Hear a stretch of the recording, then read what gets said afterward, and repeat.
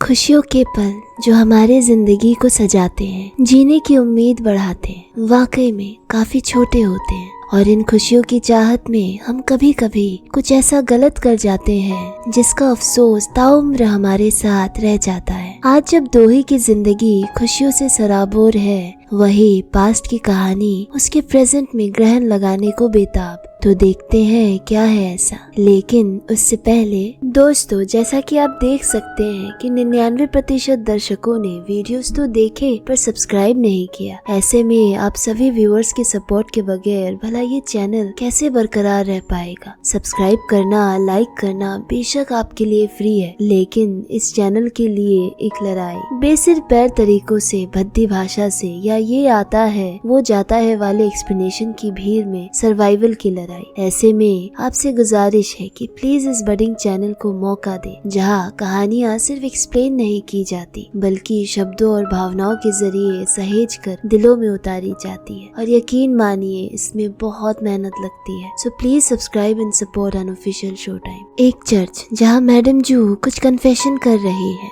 और वहाँ का पादरी उन्हें गाइड कर रहा है कि शैतान की छाया में इंसान गुनाह तो कर लेता है, लेकिन ये पाप उतरते हैं जब इंसान अपने गुनाहों की माफी सच्चे मन से उस ऊपर वाले से मांगे। कपकपाती सी आवाज में मैडम जू अपने गुनाहों की मांगती है माफी। जब वो गलतियों के पुलिंदे बना रही थी, अपने घमंड में डूबी ऊंचाइयों को छूने की चाह में, तब कोई था जिसने उसे रोकना चाहा, पर बजाय रुकने के मैडम जू उसके ही अंत का हिस्सा बन गई। इस पास्ट के बाद कहानी अब प्रेजेंट में आती है, जहाँ दोही और जियोंग सनवल फाउंडेशन में गुत्थियां सुलझा रहे थे। जियोंग का पिछला जन्म जिसमें वो ईशुन था, जिसके प्यार की मौत ने मजबूर किया उसे आज का डीमन बनाया और की गॉड से नफरत की जंग। पर हाँ, उसने असली सच ये नहीं बताया कि उसके उस जन्म का प्यार भी दोही थी।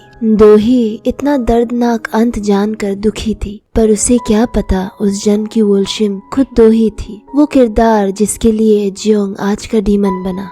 दोनों जगमगाते जुगनुओं की रोशनी में पिछले जन्म की बातें भुला मुस्कुराते हैं, खुश होते हैं, ठीक वैसे ही जैसे पिछले जन्म में यीशुन और वोल्शिम चांद की दुधिया रोशनी में खुश होकर प्यार साझा करते। मन ही मन जियोंग दोही का हाथ थामे फिर ना छोड़ने का वादा करता है। अगली सुबह जियोंग जा पहुंचता है द लेडी के पास, यानी गॉड के प्रतिबिंब के पास। वहाँ वो दोही को इस जन्म में ना खोने की बात कहता है और चाहे उसके लिए कुछ भी करना पड़े, इस बार वो उनसे नहीं हारेगा। उसका ये डिवोशन देख लेडी सिर्फ एक बात कहती है कि यदि हैप्पीनेस एवरलास्टिंग हो, यानी हमेशा हो, तो लोग उसकी वैल्यू नहीं करेंगे। इसलिए जब तक ये है खुश रहो, क्योंकि खुशियाँ छोटी ही भली। उस दिन से ही जियोंग दोही को काफी प्यार देता है, अपने हाथों से ब्रेकफास्ट भी खिलाता है। वो दोनों खुशी खुशी ऑफिस के लिए जा रहे होते हैं, पर रास्ते में एक एक्सीडेंट हुआ दिखता है और खुशी के पल अचानक ही गम में बदलते हैं। जब एक्सीडेंट देख दोही अपने पास्ट के ख्यालों में खो जाती है,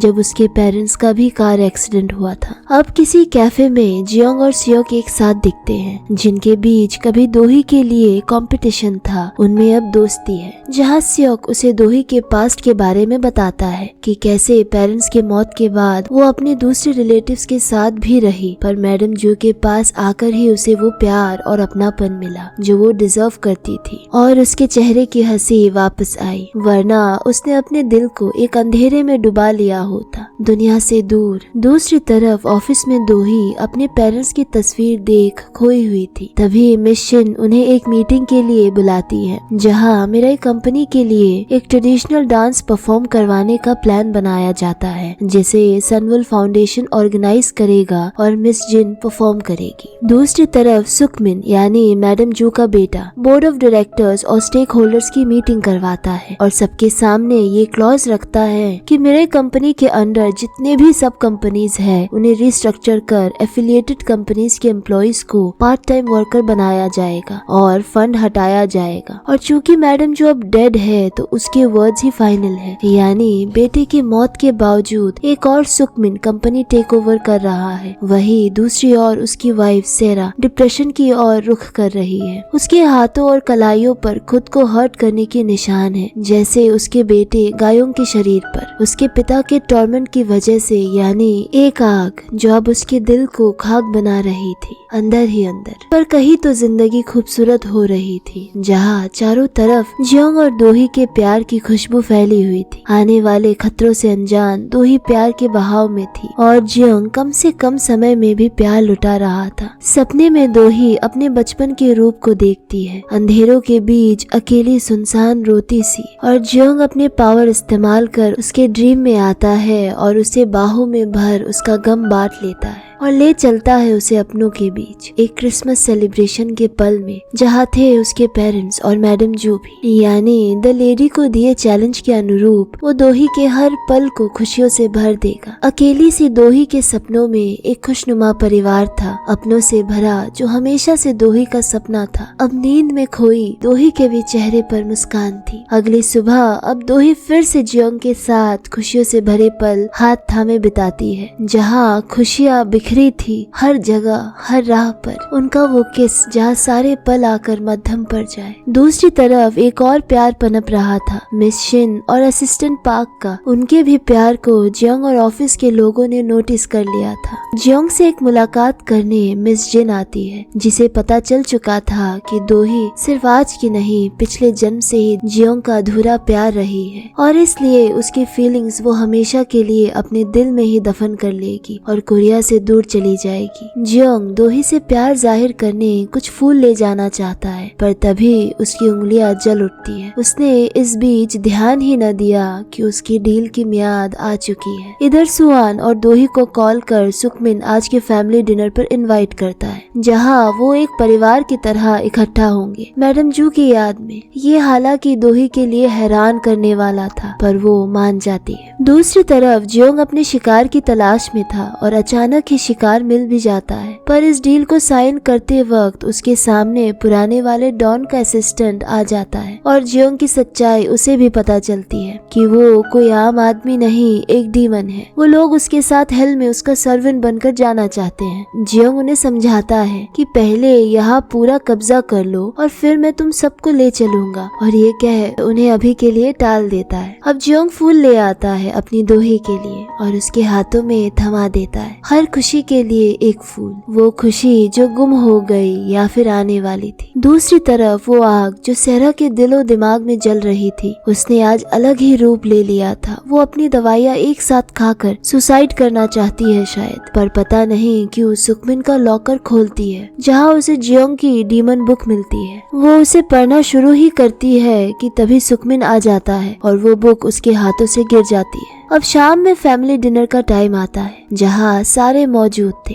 बातों ही बातों में सुआन कहती है कि मैडम जू बनना आसान नहीं, एक ऐसी माँ जिसे अपने खुद के बच्चों की जगह पराये खून से ज्यादा लगाव हो। हालांकि इस बात ने दोही और सियोक दोनों का दिल दुखाया था। सियोक बचाव में बोल पड़ता है कि परिवार सिर्फ खून से नहीं, इमोशन से भी बनता है। सुआन कहती है कि तुम तो भतीजे हो, पर कुछ लोगों का तो इस परिवार से कोई नाता ही नहीं। मेरे और भाई सुकमिन के लिए मैडम जू की संतान होना सबसे बड़ी अनलकी चीज थी। सुकमिन बात को काटते हुए बोलता है कि अब हमें हमारे आपसी ग्रज को भुलाकर एक साथ आगे बढ़ना है। ये सुन दुखी दोही कहती है, ज्यादातर गुनाह करने वाले ही ऐसे मीठी बात कहते हैं। यहाँ पर फिर भी सुकमिन मीठी बातें ही करता है और सुआन से दोही से माफी भी मंगवाता है। फिर खोलता है अपने असली पत्ते। वो चाहता था कि कंपनी में जो भी शेयर्स दोही और सियोक के नाम है, वो कुछ समय के लिए सुकमिन को ट्रांसफर कर दे, ताकि वो दूसरे स्टेक होल्डर्स पर अपना दबदबा कायम कर सके। इस पर सियोक साफ इनकार करता है और दोही चुपचाप उठकर जाने लगती है, पर फिर पलटकर पूछती है कि तुम्हारे बेटे की करतूतें कैसे तुम्हें पता नहीं थी, या फिर तुमने ही ये सब करवाया, और सारे उठकर चले जाते हैं। लेकिन सुकमिन की शांति कुछ और ही इशारा कर रही थी, कोई बड़ा सा प्लान और बड़ा सा तूफान। अगले दिन सियोक की एफिलिएटेड कंपनी में फंड के फ्रॉडुलेंट यूज की कंप्लेन के तहत बैन लगाया जाता है। ये खबर सुनकर स्योक सुकमिन से झगड़ता है, गलत सही का एहसास करवाना चाहता है, पर उसे क्या जो सिर्फ बुराई नहीं शैतानियत के रास्ते पर हो। एक चालाक हंसी के साथ वो स्योक को फाइनेंशियल विंग के सीईओ की पोस्ट को डिसमिस करवा देता है। स्योक ने दोही को फोन कर इसकी जानकारी दी, जिससे गुस्से में दोही सुकमिन के पास जाती है। इसी के पैरेलल जियोंग सुकमिन की वाइफ सेरा का पीछा करता है। सुकमिन से कोई सवाल या जवाब करने का फायदा नहीं, क्योंकि वो अब अपनी शेल यानी अपनी माँ मैडम जू का आवरण हटाकर सामने आ गया था, एक खूंखार रूप में। यहाँ उसकी बातों से दोही को याद आता है कि किलर को कॉन्ट्रैक्ट एक एब्रैक्सिस नाम के आदमी ने दिए, जो कोई और नहीं सुकमिन ही था। उसने ही मैडम जू को मारा, खुद की माँ को। ये सोच दोही सुकमिन पर भड़कती है, लेकिन वो उसे कहता है कि मैडम जू कोई दूध की धुली नहीं थी, उसके पाप तो तुम्हारे अतीत से जुड़े हैं। इधर जियोंग सेरा के पास जाता है, जिसे सुकमिन ने नजरबंद करवाया था। जियोंग उसके बेटे की बात कर उसे खुद की डीमन बुक रिटर्न करने को कन्विंस करता है। दूसरी तरफ दोही के अतीत से पर्दे हटाता सुकमिन उसे एक रिकॉर्डिंग सुनाता है, जिसमें थी मैडम जू की आवाज,